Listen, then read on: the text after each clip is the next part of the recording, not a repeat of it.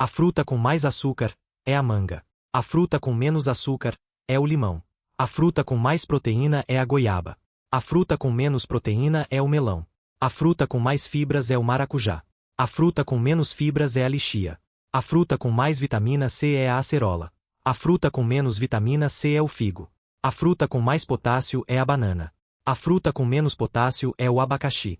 A fruta mais calórica é o conco. A fruta menos calórica é o morango. A fruta com mais antioxidantes é o mirtilo. A fruta com menos antioxidantes é o caqui. A fruta com mais ferro é a tâmara. A fruta com menos ferro é o caju. A fruta com mais cálcio é a laranja. A fruta com menos cálcio é a ameixa. A fruta com mais magnésio é o abacate. A fruta com menos magnésio é a carambola. A fruta mais hidratante é a melancia. A fruta menos hidratante é o tamarindo. A fruta com mais vitamina A é o mamão. E a fruta com menos vitamina A é a pera.